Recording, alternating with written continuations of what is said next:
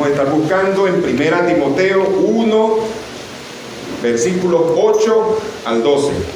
Cuando lo tengan, dice la palabra del Señor bajo la bendición del Padre, del Hijo y del Espíritu Santo. Pero sabemos que la ley es buena si uno la usa legítimamente, conociendo esto, que la ley no fue dada para el justo, sino para los transgresores y desobedientes, para los impíos y pecadores, para los irreverentes y profanos, para los parricidas y matricidas, para los homicidas, para los fornicarios, para los sodomitas, para los secuestradores, para los mentirosos y perjuros, y para cuanto se oponga a la sana doctrina, según el glorioso evangelio del Dios bendito que a mí me ha sido revelado. Amado Padre, en el nombre de Jesús, gracias te damos por permitirnos la bendición, Señor, de leer tu palabra. Y te pido, Señor, que este estudio, que esta enseñanza pueda ser nutritiva, que podamos entenderla, que yo pueda exponerla apropiadamente, que sea para tu gloria y para nuestra edificación, en el nombre de Jesús. Amén. Que Dios les bendiga. Pueden sentarse. Y estamos, como ustedes saben, desarrollando esta serie sobre el evangelismo y el discipulado bíblico. Y quiero destacar, mis estimados, que tenemos estos temas ya tratados. Quiero destacar brevemente los temas tratados. Ya vimos que es el evangelismo, porque debemos evangelizar, la misión quíntuple de la iglesia, la clasificación de las personas según su actitud al evangelio, que las podemos calificar de indiferentes, engañados, objetantes, agnósticos, escépticos. Eso lo vimos la semana pasada. Vimos cómo testificar de Cristo y respuestas bíblicas a las objeciones. Allí ese fue el tema que dimos la semana pasada precisamente. Hoy vamos a centrarnos en el método bíblico de evangelismo. El tema de hoy es el método bíblico de evangelismo. Y si logramos el punto que podemos ampliar, que también va subordinado al tema anterior, el principio RCCR. Espero yo poder llegar allí en esa parte. Cómo predicar a los católicos, cómo predicar a los señores testigos de Jehová y lo que es el discipulado, porque acuérdense que la gran comisión contada, o sea, como nos la cita Marcos y como nos la cita Mateo, los dos están citando las últimas palabras que dio Jesucristo, mientras que Marcos pone énfasis en la predicación, es decir, el evangelizar. Mateo pone énfasis en el discipulado, de manera que el evangelismo es la antesala al discipulado. De hecho, un evangelismo responsable evangeliza si la persona hizo confesión de fe, lo consolida y lo discipula. Si no hizo confesión de fe, aún así puede buscar la manera de discipularlo, darle un discipulado evangelístico. Y sobre eso vamos a hablar un poco cuando lleguemos allí, al discipulado. Recuerde que nuestra gran comisión, como la plantea Mateo, es ir y hacer discípulos a todas las naciones. Es decir, que el campo de trabajo, que la misión abarca el planeta entero, es la de evangelizar. Vimos, hermanos, a grandes rasgos, yo quiero destacar que básicamente lo que tratamos la semana pasada fue cómo responder a las diferentes objeciones. Cada persona que escucha el evangelio tiene una objeción, una actitud y una respuesta típica. Yo, como evangelizador, debiera poder identificar, al escuchar a una persona hablar, poder ubicarla dentro de una de esas categorías y más o menos saber qué clase de argumentos u objeciones plantean ellos. Y saber qué texto puede usar, qué pasajes puede usar. Y como ya dijimos en una lección previa, unas 2-3 lecciones atrás, no es recomendable que yo les lea. Es más, si yo me sé el versículo de memoria, no debería decírselo de memoria. Y si lo busco, no debiera leérselos yo. Yo necesito que él, en lo posible, o ella, lo lea directamente y hacer los señalamientos de las partes clave que responden a su objeción o que yo estoy enfatizando o que debo enfatizar para la predicación que le estoy haciendo. Es decir, el por qué cité ese texto, él debe poder ver la conexión en el texto y debe poder ver. Acuérdense que Isaías 55:11 dice que mi palabra no volverá a mí vacía, sino que irá y hará aquello para lo que la envié. De manera que la palabra de Dios tiene poder, dice en Hechos 20:32, tiene poder. Nosotros fuimos engendrados por la predicación de la palabra y nacimos de nuevo. Esa persona puede ser iluminada por la palabra del Señor, puede ser un indiferente, puede ser un objetante, puede ser un engañado, pero nosotros predicamos la palabra. Y el que le dijo al ciego que viera, y el que dijo sea la luz, puede quitar la venda de los ojos de una persona y ver la luz en Cristo Jesús y ser salvo.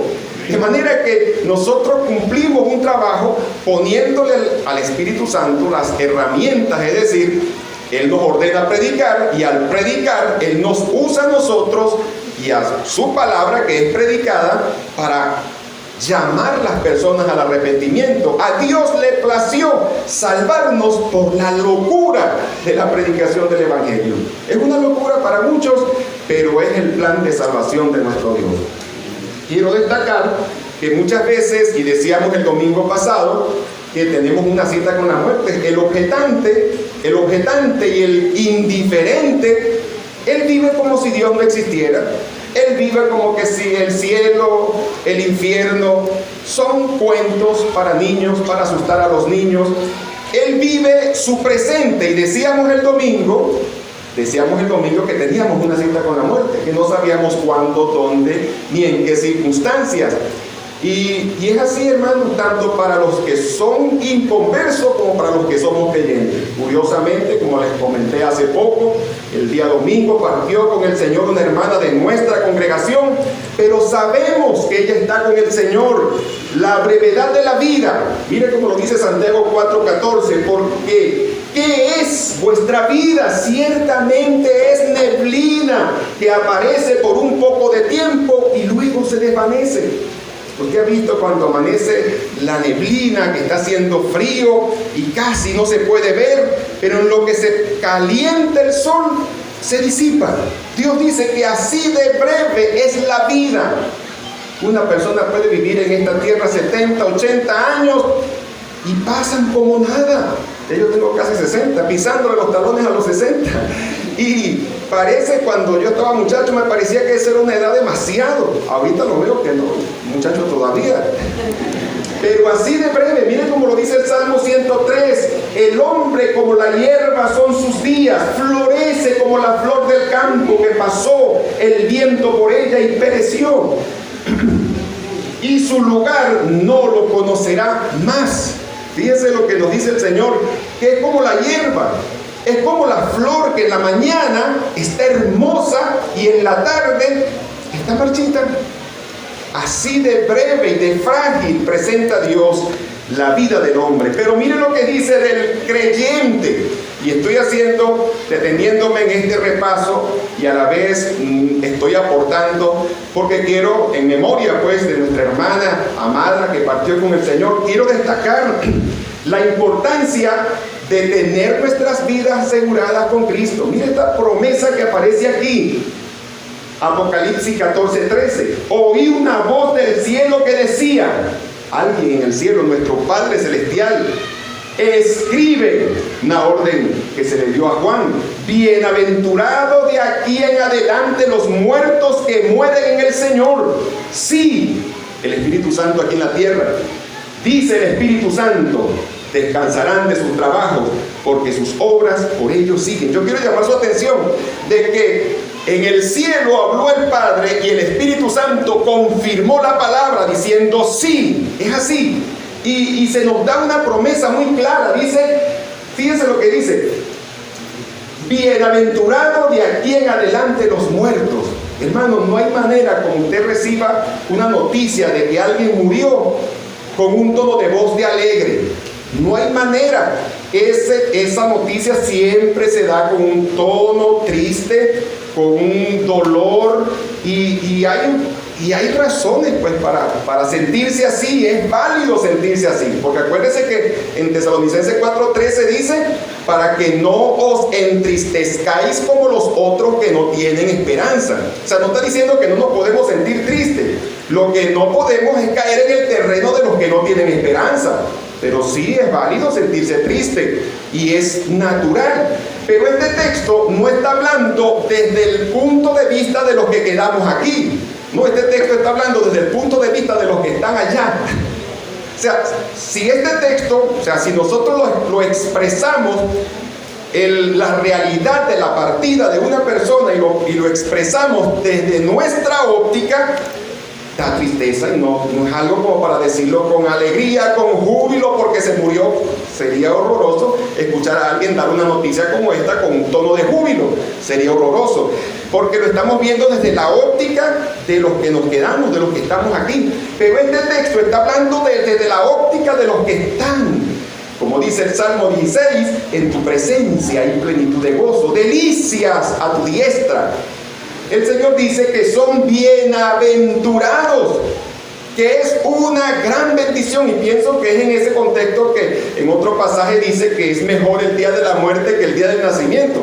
Sí, porque el día del nacimiento entra a este mundo material y es incierto lo que va a ocurrir para él, pues en su vida y sus decisiones.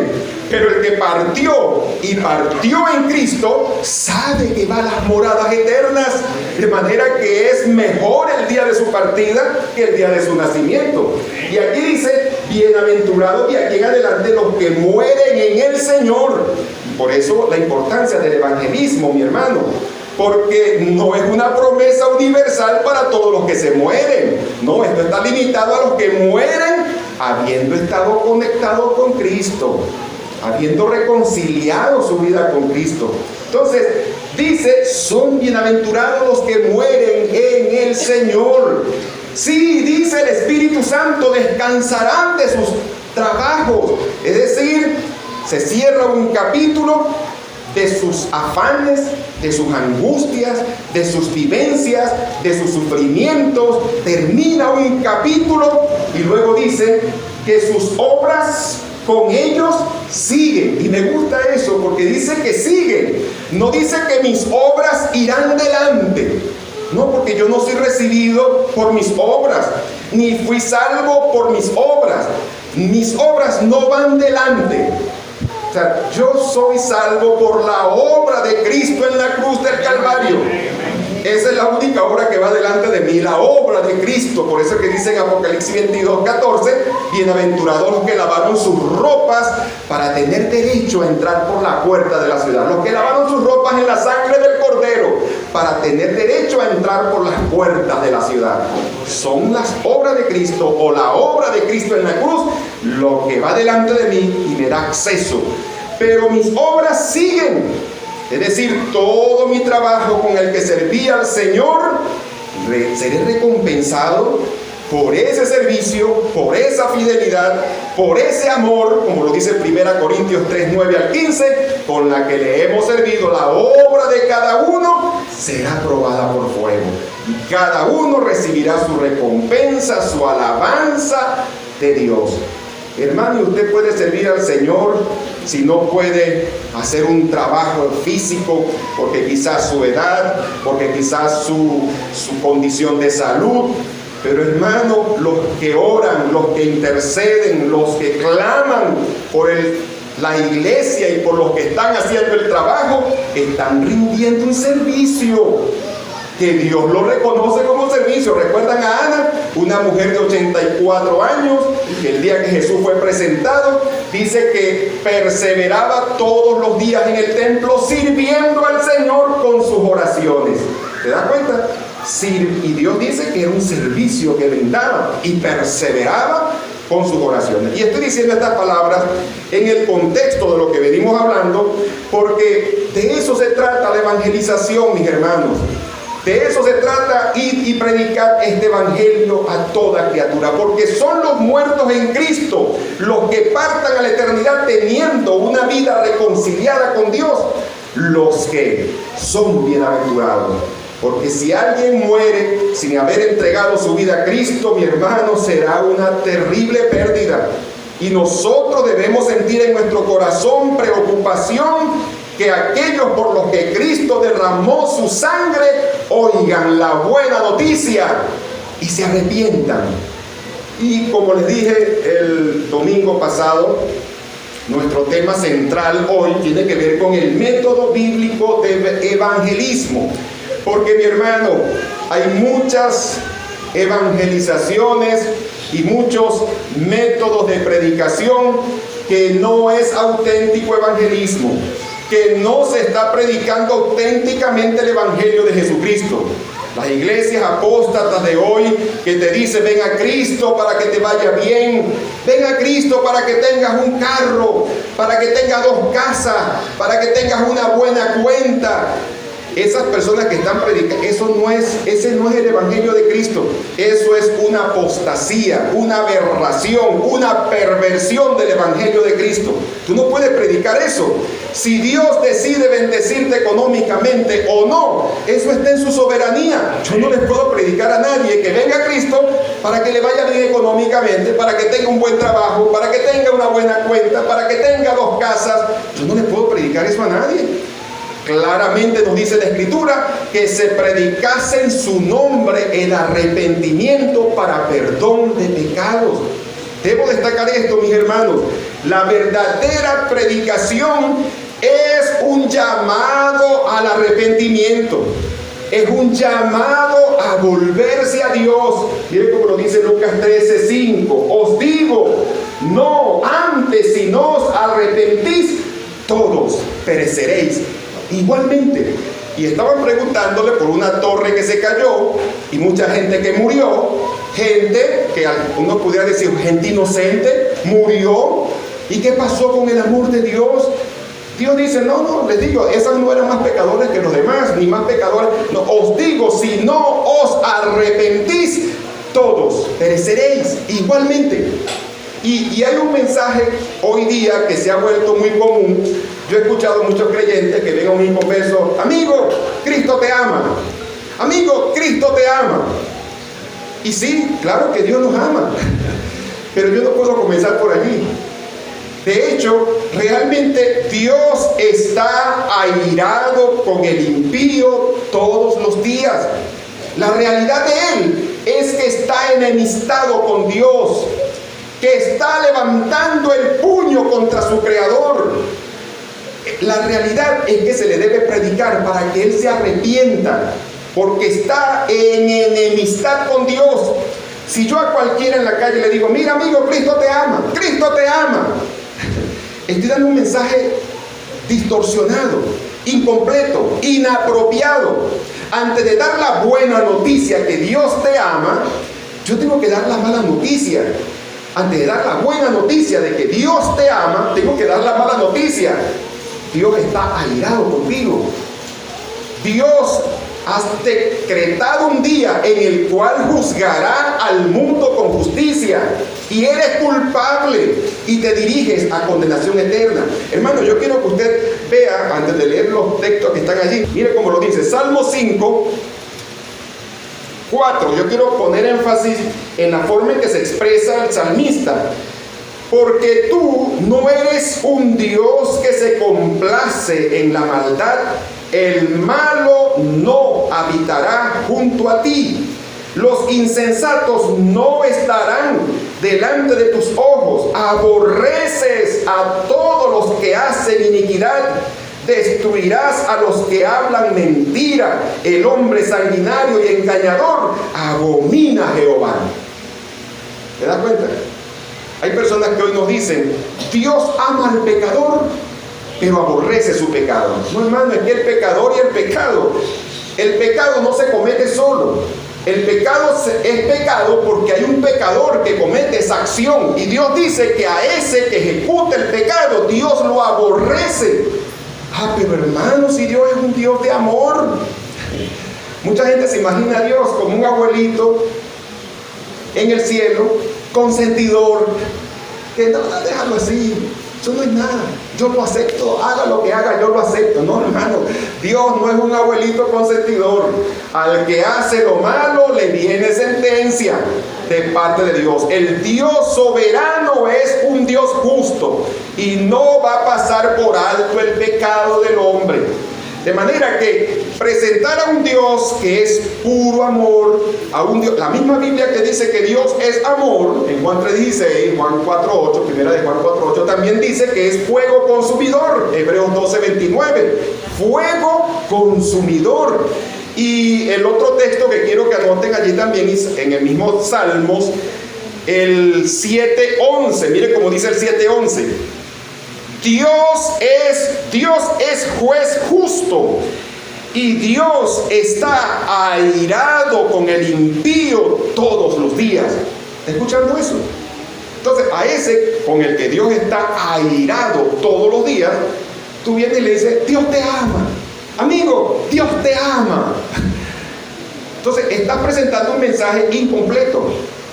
No puedes comenzar con Dios te ama antes de entregarle la buena noticia que Dios lo ama y ha hecho una provisión de salvación en Cristo. Tienes que entregarle la mala noticia de que Dios está irado con él, que Dios abomina sus obras, que el juicio de Dios pesa sobre su cabeza, que Dios ha determinado un día en el cual juzgará al mundo con justicia y por eso manda a todos los hombres en todo lugar que se arrepientan.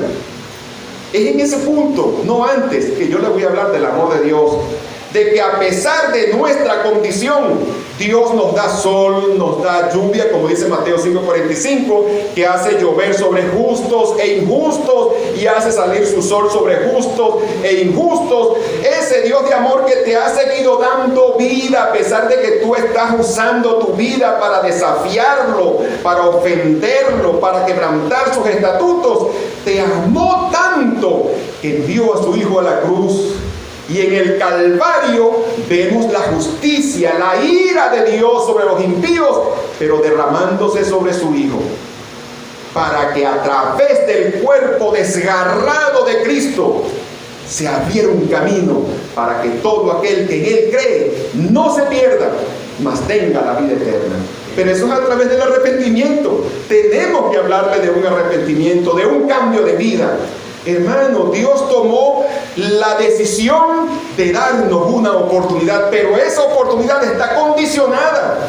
Está basada en el sacrificio de Cristo y está condicionada a los que creen, se arrepienten y lo confiesan como Salvador. Gloria a Dios que los que estamos aquí, la mayoría, ya entregamos nuestra vida a Cristo. Tenemos que estar claros en cuanto al método bíblico de evangelización. Y el método bíblico, hermanos, como lo vemos en pasajes como en Santiago 4:6, primera de Pedro 5:5, creo que lo tengo por aquí. Dios resiste a los soberbios y da gracia a los humildes. Cuando tú vas a predicarle a alguien y te consigues con el indiferente, te consigues con el objetante, te consigues con el engañado, te consigues con el ateo, tú no puedes hablarle todavía del amor de Dios, no puedes hablarle de la gracia de la salvación, del sacrificio de Cristo para perdonar su pecado. No, yo tengo que primero al soberbio, tengo que resistirlo. Hermano, en la clasificación de las personas que vamos a evangelizar según su actitud al evangelio, hay una parte, hay uno de ellos al final que lo describimos como el ansioso. Es la persona que está consciente de su pecaminosidad, que tiene urgencia de que alguien le hable y le demuestre una salida, porque quizás en las drogas, en la delincuencia, en el alcoholismo, ya tocó fondo y sabe que se está ahogando, sabe que se va a perder y va a sufrir su familia. Y ese ansioso que está tocando fondo, yo no voy a venir con un garrote a decirle culpable, miserable. No, él ya está consciente de su culpabilidad. Y entonces a ese culpable, a esa persona que está ansiosa, que necesita y quiere una salida para su condición, entonces a ellos les hablamos de la gracia y del amor de Dios en Cristo. Entonces, Dios, la metodología de Dios es que al soberbio Dios lo resiste y al humilde da gracia. La metodología evangelística nuestra tiene que ser así mismo. La metodología bíblica nuestra para el soberbio, al soberbio lo confrontamos, al humilde, al ansioso, le mostramos la gracia, el amor de Dios, el favor de Dios. Ley al soberbio, gracia al humilde. Al soberbio lo confrontamos con la ley moral de Dios. Por eso leímos en Timoteo 1. La ley debe usarse legítimamente, porque la ley es algo así como el buenómetro de Dios, el estándar de una persona buena, el nivel o las demandas morales. Por eso lo estudiamos hace tiempo. Acá dimos una serie, el decálogo, la ley moral de Dios. Dimos 33 estudios, si bien recuerdo, y estudiamos los 10 mandamientos y pudimos ver todos esos pasajes, o gran parte de esos pasajes que complementan o desarrollan el alcance de los 10 mandamientos. Es la ley moral de Dios. Y cuando la persona es soberbia, cuando la persona piensa que ha hecho méritos, que yo soy una buena persona, soy un buen ciudadano, yo no le hago mal a nadie, yo no mato, yo no robo. Es más, yo mando ofrendas a la iglesia y ayudo a los pobres y comparto con el que padece necesidad. Una persona que, hermano, él está parado en una balsa, él está en la mar y hay movimiento de agua, pero él está parado en una balsa de justicia propia. Bueno, a esa persona que no se siente que se está ahogando, tú le vienes a decir que Cristo es el Salvador. Él no necesita un Salvador. Él está parado en su justicia propia. Yo necesito, hermanos, sacudirlo, que se caiga de su balsita de justicia propia, y cuando caiga al agua y empiece a pedir auxilio, que se está ahogando, ahí le doy la buena noticia: Cristo Jesús murió por ti. Pero resulta que el que está parado en su balsita de justicia propia, creyéndose un buen ciudadano, una buena persona, un buen padre, yo no robo, esa persona está parado en su justicia propia. Tú le hablas del amor de Dios, tú le dices que Cristo murió por él. Es que yo necesito eso. Esas personas que andan haciendo lo malo, dígaselo a ellos, a mí no. Yo soy una buena persona. Yo necesito tumbarlo de allí, hermano. ¿Y cómo lo tumbo? Con la ley de Dios. Mira, este es el estándar de Dios. Tú lo llenas, tú lo cumples. Tú estás a la altura de las demandas morales de Dios. Y cuando lo pones frente a frente con la realidad, lo tumbas de la balsa. Y cuando se da cuenta de su condición, ahora sí, ofrézcale al Salvador. Dígale que Dios lo ama, que pagó precio por él en la cruz. Y allí sí, esa persona va a aferrarse al Salvador. Fuerte el aplauso a nuestro Señor.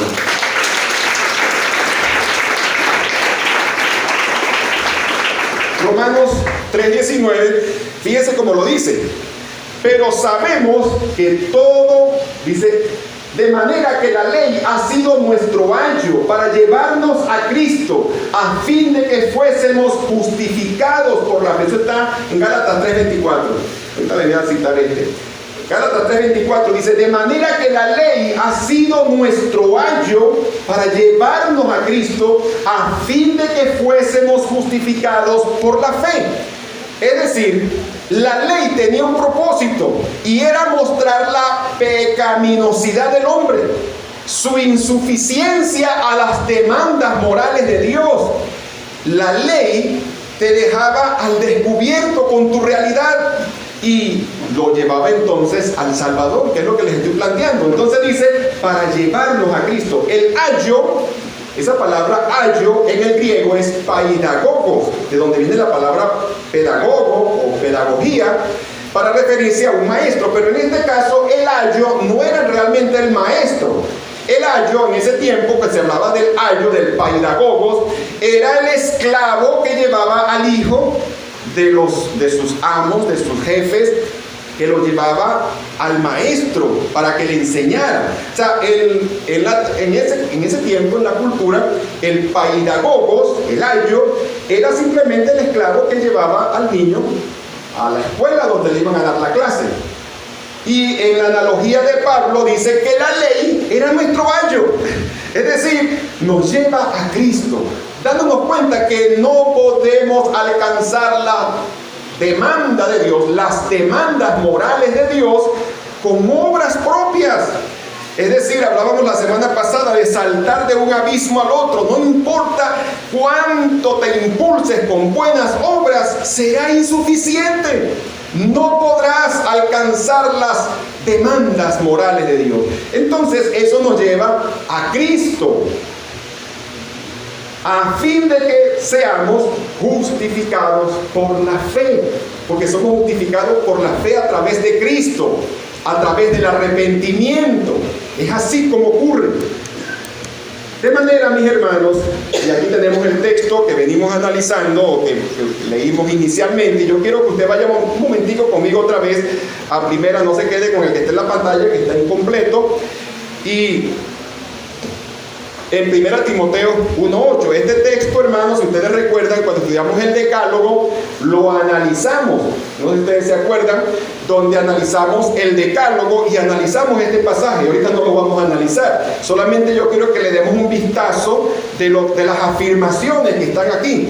Escuchen, versículo 8, pero sabemos que la ley es buena si uno la usa legítimamente. Es decir, en el caso nuestro, para la evangelización, así como la ley nos lleva a Cristo, así como la ley nos muestra nuestra incapacidad de poder alcanzar las demandas morales de Dios y nos lleva a Cristo el Salvador, entonces nosotros debemos usarla legítimamente en la evangelización, para ponerles el espejo a ese soberbio que se cree muy buena persona, ponerle el espejo de la ley de Dios para que él vea sus imperfecciones, al colocarlo en el buenómetro de Dios. A esa buena persona veremos si de verdad llena la estatura de una buena persona. Y decíamos aquí en el versículo 9, conociendo esto, que la ley no fue dada para el injusto, sino para los transgresores y desobedientes, para los impíos y pecadores. Hasta allí, hermano, está diciendo que los 10 mandamientos de la ley moral de Dios fueron dadas para todos, para los impíos, para los pecadores, para todos. Ahí hace alusión a los 10 mandamientos. Pero acá, para los irreverentes y profanos, ahí hace referencia a los primeros 4 mandamientos. No tendrás dioses ajenos delante de mí, no te harás ninguna imagen de lo que está arriba en los cielos y debajo de la tierra, no tomarás el nombre del Señor tu Dios en vano, y acuérdate del día de reposo para santificarlo. Aquí, para los irreverentes y profanos, está haciendo referencia a los 4 primeros mandamientos de la ley. Para los parricidas y matricidas, está haciendo referencia al 5.º mandamiento. Honra a tu padre y a tu madre. ¿Y cuál deshonra puede ser mayor si la ley decía que un hijo que ofendiera, que golpeara, que agrediera a sus padres era digno de muerte? En la ley mosaica, ese que deshonraba a sus padres era digno de muerte. Aquí habla de la profanación del 5.º mandamiento y habla de la máxima violación de ese mandamiento. Un parricida es uno que asesinó a su padre, un matricida es uno que asesinó a su madre. ¿Qué mayor profanación al 5.º mandamiento que esto? Darle muerte a sus padres. Para los homicidas, aquí está hablando del 6.º mandamiento, no matarás. El 10, para los fornicarios y para los sodomitas, ahí está hablando del 7.º mandamiento, no cometerás adulterio. Y analizábamos, cuando estudiamos el Decálogo, pudimos ver que ese mandamiento prohíbe todo lo que es los pecados sexuales, toda la inmoralidad sexual. Está abarcada en el 7.º mandamiento, y aquí habla de los fornicarios y los sodomitas. Para los secuestradores, y aquí está hablando del 8.º mandamiento, no robarás.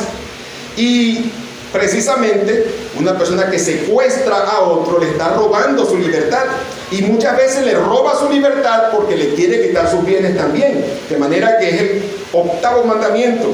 Para los mentirosos y perjuros, ahí está hablando del 9.º mandamiento, no dirás falso testimonio en contra de tu prójimo. Y usted me dirá, bueno, ¿y dónde está el 10º? Bueno, que todos los mandamientos que están, esos últimos 4, tienen que ver con el 10º. El 10º mandamiento dice, no codiciarás. El que comete perjurio, muchas veces, el que habla mal de su prójimo, muchas veces porque codicia. Muchas veces, no todas las veces, pero a veces el hablar mal de otros muchas veces tiene que ver con la envidia y con la codicia de lo que otra persona tiene. El robar, que es el 8º mandamiento, no robarás, o en este caso, no secuestrarás, que es la máxima violación de ese mandamiento según este texto. Muchas veces se secuestra a alguien y se le roba también por codicia de lo que otro tiene. Es decir, ese mandamiento, 10º mandamiento, está tácito en todo esto que están dichos anteriormente. Y mi punto acá es, hermano, que esta ley moral de Dios es conforme al santo evangelio, porque el verdadero evangelio es conforme a la piedad. Un evangelio que no demanda santidad, un evangelio que te permite vivir como tú quieras, que te permite ser un mal esposo, una mala esposa, un mal padre, una mala madre, un mal ciudadano, un mal trabajador. Hermano, ese no es el verdadero evangelio. El verdadero evangelio dice que tú hasta como trabajador haces tu trabajo como para el Señor. Llegas temprano, eres puntual, eres responsable, no eres respondón, porque tú lo haces para el Señor. Un evangelio que no te demanda nada. Hermano, las leyes morales de Dios son mandamientos, son exigencias que Dios hace y podemos ver que están vigentes. Dimos un estudio sobre la vigencia, pero aquí podemos ver uno de los textos que analizamos en la vigencia. Lo que estoy destacando en este curso de evangelismo personal es que debemos poder usar la ley de Dios, la ley moral de Dios, legítimamente en la evangelización. A ese soberbio, parado en su balsa de justicia, yo no le hago mal a nadie, yo no robo, yo no mato, soy un buen ciudadano, hasta mando ofrendas para la iglesia. Hermano, tenemos que sacudirlo con la ley moral de Dios, que se caiga de su balsa de justicia y después que esté ahogándose, ahora sí ofrézcale al Salvador, déle la buena noticia.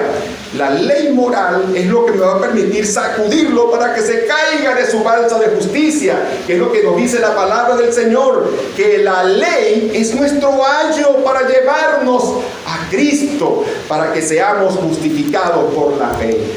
Le da a uno el conocimiento del pecado, es decir, que la ley te muestra tu pecaminosidad. Es como un espejo que te muestra tu deficiencia frente a las demandas de Dios. Mire como dice Romanos 3:20, ya que por las obras de la ley ningún ser humano será justificado delante de él, porque por medio de la ley es el conocimiento del pecado. La ley es nuestro ayo que nos lleva a Cristo, porque nos hace ver como los pecadores empedernidos que somos, merecedores del castigo de Dios. Por eso es que la ley me da, al darme conocimiento del pecado, me guía a Cristo, el Salvador. La ley cierra la boca del pecador y lo mete bajo el juicio de Dios. Mira como dice el versículo 19, un versículo atrás de este. Dice, pero sabemos que todo lo que la ley dice, lo dice a los que están bajo la ley, para que toda boca se cierre y todo el mundo quede bajo el juicio de Dios. Tanto los que se jactan de que guardaban la ley de Dios, el judío, como los gentiles, que somos todos los demás que no somos judíos, humanamente hablando, que no nos preocupamos ni conocíamos la ley de Dios, tanto los unos como los otros quedamos bajo la ley de Dios, bajo el juicio de Dios como culpables. De hecho, esa es la tesis que maneja Pablo en los primeros capítulos de Romanos, donde tanto el judío con su jactancia como el gentil, ambos están bajo el juicio de Dios, y toda boca se cierre y quede bajo el juicio de Dios. Repito, cuando usted está evangelizando, no es correcto que usted a cualquiera le diga en la calle, Dios te ama, Dios te ama. No, usted necesita entregar el mensaje completo. Y antes de darle la buena noticia de que Dios lo ama, y que hizo una provisión en Cristo, usted tiene que darle la mala noticia. Dios está airado con el impío todos los días.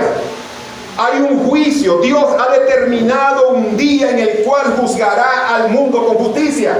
Usted tiene que llevarlo a esa realidad y tiene que usar la ley de Dios legítimamente, porque nosotros no podemos, hay leyes de la ley moral de Dios sigue vigente, y eso está ratificado en el Nuevo Testamento, ya lo vimos ampliamente en esa serie.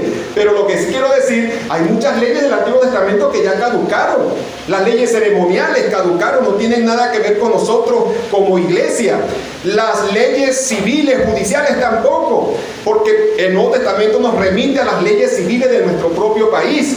Pero las leyes morales que revelan el carácter santo de Dios, claro que están vigentes, y claro que tenemos que vivir a la luz de esa ley moral de Dios. No somos salvos por la ley, somos salvos por Cristo, porque mientras la ley hace demanda, la gracia de Cristo nos capacita para crecer y vivir una vida cristiana. Por eso es que Pablo decía en Gálatas 2:20, ya no vivo yo, mas vive Cristo en mí, y lo que ahora vivo en la carne, lo vivo en la fe del Hijo de Dios. Fuerte el aplauso para el Señor.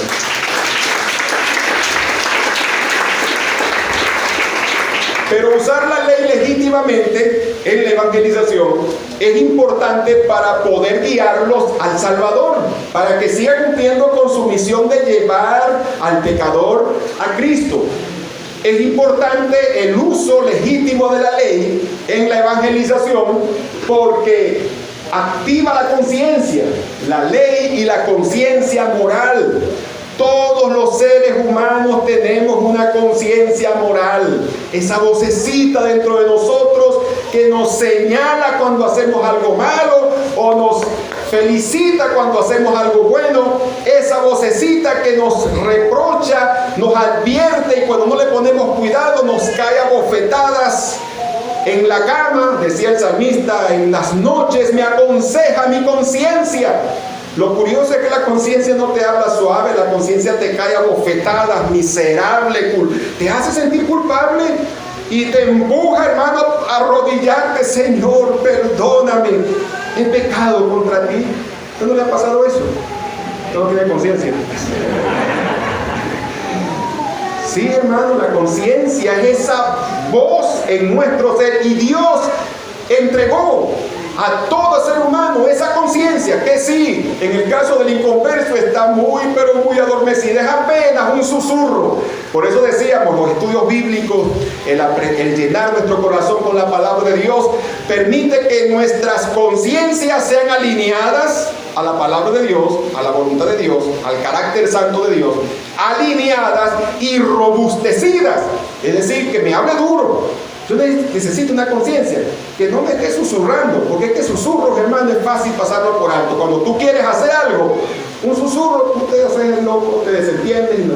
Tú necesitas una conciencia que te diga fuerte y claro, por allí no, que te hable fuerte y claro, el camino es este, que te hable duro, hermano, y es a través de la palabra. Por eso es que dice Hechos 20:32, os encomiendo a Dios y a la palabra de su gracia, que tiene poder para sobreedificaros y daros herencia con los santificados. Es la palabra de Dios. Entonces, en la evangelización, tú predicas la palabra, una evangelización que usa legítimamente la ley, que pone a manifiesto las demandas morales de Dios y que pone en evidencia la pecaminosidad del hombre. Eso va a activar la conciencia. Yo le decía en estos días, cuando la mujer adúltera fue traída a los pies del Señor, dice que Jesús se inclinaba y escribía en tierra, y nadie sabe, yo tampoco sé qué escribía Jesús en tierra, pero muy probablemente, yo particularmente pienso que Jesús colocó mandamientos de la ley moral, y las personas veían esa ley y el Espíritu Santo los confrontaba. No estoy diciendo que era eso, pero la ley moral tiene ese poder. La palabra de Dios, es mejor dicho, la ley de Dios tiene el poder de confrontar nuestras conciencias, y muy probablemente fue lo que ocurrió allí. Y si no fue lo que ocurrió allí, es lo que va a ocurrir con el pecador. Cuando tú le prediques y uses legítimamente la ley de Dios, entonces sus conciencias les va a acusar y les va a poner en evidencia su pecaminosidad.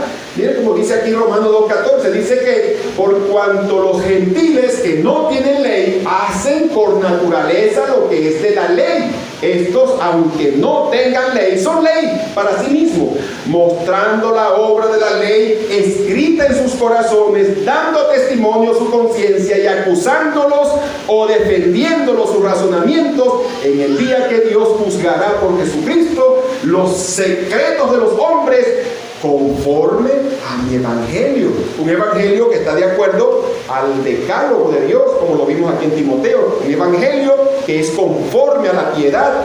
De manera que esa conciencia moral, que aunque adormecida, que aunque cauterizada, está allí y que se va a activar por el uso legítimo de la ley de Dios.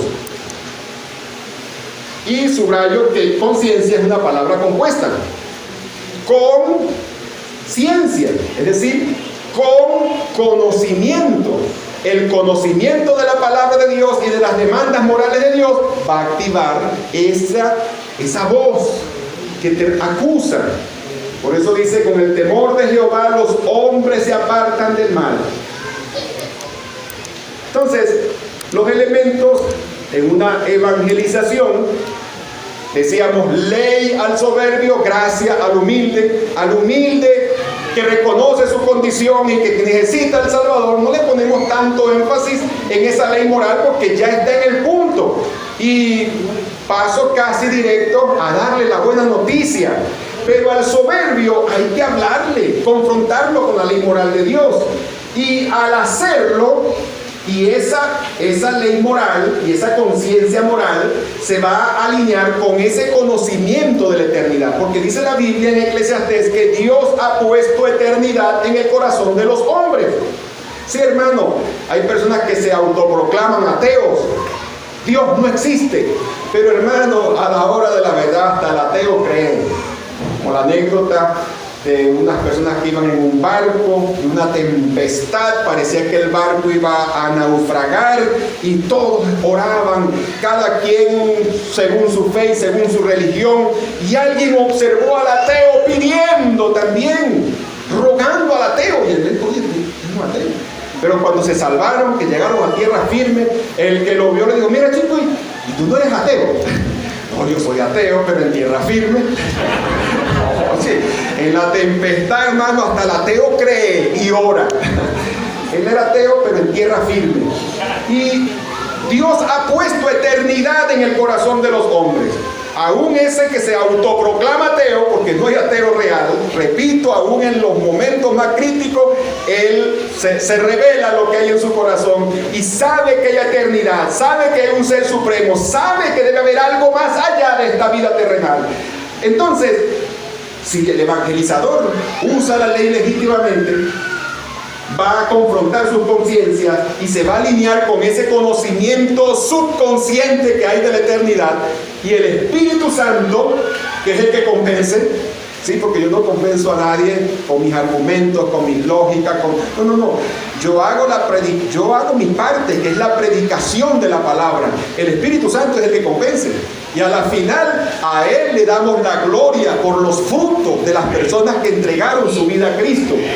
Eclesiastés 3:11 dice que todo lo hizo hermoso en su tiempo y ha puesto eternidad en el corazón de los hombres, sin que alcance el hombre a entender la obra que ha hecho Dios desde el principio hasta el fin. O sea, la grandeza de Dios y nuestra pequeñez dentro de lo que Dios ha hecho y ha creado. Mire como lo dice Lucas 24. Y les dijo, así está escrito y así fue necesario que el Cristo padeciese y resucitase de los muertos al tercer día, y que se predicase en su nombre el arrepentimiento y el perdón de pecados a todas las naciones. Ese es el mensaje, hermano. Ese es el mensaje. Un llamado al arrepentimiento. Pero si yo voy a hacer un llamado al arrepentimiento, tengo que mostrarle su condición delante de Dios, su pecaminosidad delante de Dios. Debo usar la ley de Dios como ese buenómetro o como ese estándar de demandas morales que Dios hace, y que ninguno podemos realmente llegar a ese estándar. Y yo quiero, porque se me está acabando el tiempo, quiero pasar a que consideremos lo que ocurrió cuando el joven rico, todos conocen la historia, no necesita que yo se las cuente, podemos irnos directamente a extraer las lecciones de esa escena, y vemos que ese joven rico se presenta ante Jesús con esta afirmación: Maestro bueno, ¿qué haré para heredar la vida eterna? Fíjate que los testigos toman la respuesta que Jesús le dio a este hombre para decir que Jesús no es Dios. Porque Jesús le dijo más abajo: ¿por qué me llamas bueno? ¿Por qué me llamas bueno? Ninguno es bueno sino Dios. Los testigos dicen: ¿te das cuenta que Jesús no es Dios? Porque el mismo Jesucristo está diciendo que el único bueno es Dios, y que ¿por qué lo llama bueno a él? Lo que, según ellos, su razonamiento, Jesús no es Dios. Jesús está admitiendo que no es Dios. Pero realmente lo que ocurre aquí es esto: cuando el joven rico viene ante el Señor, le dice: Maestro bueno, ¿qué haré para heredar la vida eterna? Jesús le dice: ¿por qué me llamas bueno? Jesús está evaluando, hermano, y dicho sea de paso, ¿sabe lo que haríamos usted y yo? Si alguien se acerca y me dice: hermano, ¿qué hago para ser salvo? Repita conmigo. Pero Jesús no hizo eso. Ese sería el sueño de todo evangelizador. Que toques una puerta y alguien te diga: ¿qué hago para salvarme? Repita conmigo. Sí, pero este hombre tenía una percepción incorrecta de la vida eterna y de los medios. Él pensaba que él tenía méritos, y entonces una confesión allí sería inapropiada y insignificante. No haría ningún cambio, porque él realmente no viene desde una condición de reconocer su pecaminosidad. Para él simplemente lo que quería era que Jesús públicamente dijera: oh, este hombre es una buena persona y sin duda alguna tiene un lugar allá porque ha hecho mérito. Algo así era lo que él quería, una promoción pública de su bondad. ¿Qué hace Jesús? ¿Por qué me llamas bueno? Porque es que la Biblia dice en Romanos que no hay bueno ni aun uno. No hay quien busque a Dios, no hay quien haga lo bueno. Todos se descarriaron. Dice Pablo allá, la tesis de Pablo, en cuanto a que todos, gentiles y judíos, somos pecadores. Jesús le dice: ¿por qué me llamas bueno? Es decir, ¿tú crees que hay personas buenas? ¿O tú sabes que yo soy Dios y por eso me llamas bueno? O sea, Jesús lo está guiando en una conversación donde él analice bien sus motivaciones y su condición. Antes de poderle dar la buena noticia, Jesús le quiere entregar la mala noticia, porque él se cree una buena persona. Jesús le pregunta: ¿por qué me llaman bueno? No hay ninguno, sino solo Dios. Entonces Jesús le dice: los mandamientos, ¿sabes? ¿Qué hizo Jesús? Usó la ley legítimamente. Se fue a la ley. Y entonces él dijo: no robarás, no matarás. No, todo eso lo he guardado desde mi juventud, decía el joven rico. Todo eso lo he guardado desde mi juventud. O sea, realmente, si eso es lo que hay que hacer para entrar al cielo, ya yo tengo mi lugar asegurado. Pero entonces Jesús le hace una demanda que realmente no es que sea un requisito para ser cristiano. Jesús le hace una demanda para confrontarlo con la ley moral de Dios y su realidad. Jesús, oyendo esto, le dijo: aún te falta una cosa. Entonces le dijo: vende todo lo que tienes, repárteselo a los pobres y ven y sígueme. Esa afirmación, hermano, no es que todos los que son cristianos tienen que hacer voto de pobreza. No es que no puede haber gente con recursos económicos, ricos. Hay muchos hermanos ricos de buena posición económica. Y Jesús no le dice a ninguno que venda todo y lo reparta a los pobres. No, eso no es un requisito. No es que para ser cristiano hay que hacer un voto de pobreza. que lo reparto todo, no guardo nada y no busco mejorías. No, eso no tiene nada que ver con eso. Esto que Jesús le estaba haciendo era ponerle el espejo para que viera que no había guardado ni el primer mandamiento de amar a Dios sobre todas las cosas. Que no había guardado ni el primer mandamiento de no tendrás dioses ajenos delante de mí. Porque el dinero era su Dios, era su ídolo. Y él estaba en una condición, y dice la palabra, y de hecho Mateo, cuando nos cuenta esta historia, dice que Jesús le amó, a pesar de que era un impío, porque se estaba justificando. Él estaba parado, hermano, en su balsa de justicia. Maestro bueno, ¿qué haré? Y después que le dice que él guardó todos los mandamientos, él estaba parado en su justicia propia. Pero cuando Jesús lo sacude y le dice, bueno, vende todo lo que tienes, porque si tú amas a Dios sobre todas las cosas y tú reconoces que Él es el Mesías, el enviado de Dios, un profeta que habla de parte de Dios, y te está diciendo eso, tú no vas a tener problema en hacer lo que Dios dice, porque Dios tiene poder para volverte a dar eso y más, si Él en su soberanía así lo decide. El punto es amar a Dios sobre todas las cosas. Yo lo amo, pero que no me pida esto o aquello. Cuando yo amo a Dios sobre todas las cosas y entiendo que Él, no otra persona, no una persona manipulándome para que... No, es un trato entre Dios. Aquí era evidente que era entre Dios y Él. Y él sabía que Dios le estaba poniendo, pero el propósito de esta demanda era mostrarle en un espejo su propia condición. Y se fue muy triste. Esa historia terminó mal. Se fue muy triste porque tenía muchos bienes.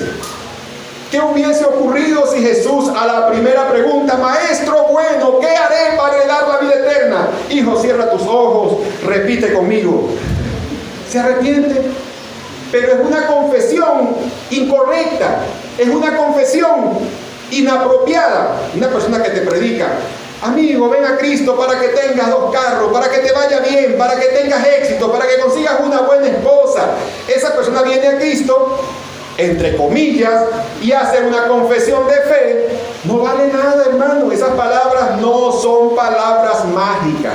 Que porque tú digas, Señor, te reconozco como mi Salvador, te pido que me salves, te confío. Hermano, esas palabras usted las puede decir, pero si no tiene ese conocimiento de que realmente has ofendido a Dios y el juicio de Dios pesa sobre ti y necesita el perdón que Cristo pagó por ti en la cruz del Calvario, si tú no entiendes eso, esa confesión no significa nada.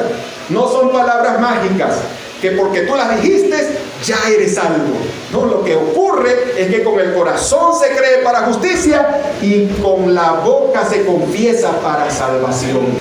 Entonces, la ley, usándola legítimamente, ley al soberbio, gracia al humilde. Al soberbio lo confrontamos con la ley, Romanos 5:20, pero la ley se introdujo para que el pecado abundase, más cuando el pecado abundó, sobreabundó la gracia. O sea, hay un uso legítimo de la ley en la evangelización. Y ya este principio RCCR lo vamos a dejar para la próxima clase, porque ya tenemos 1 hora y nos va a tomar esto como por lo menos unos 30 minutos. Entonces vamos a esta clase quedará en continuará. Primeramente el Señor. Lo que quiero que nos llevemos en el corazón, hermanos, es que la metodología bíblica correcta para la evangelización es un llamado al arrepentimiento. Y que para ese soberbio que se cree buena persona, buen ciudadano, yo no robo, yo no mato, esa persona que está parado en su justicia propia, tenemos que sacudirle la balsa para que caiga al agua, y cuando se empiece a ahogar, eso parece como hasta malintencionado, pero es el mensaje que nos mandaron, ofrecer al Salvador. Tú no puedes dar la buena noticia sin entregar la mala noticia. Hermano, la buena noticia del Evangelio es que Dios quiere borrar tu pecado.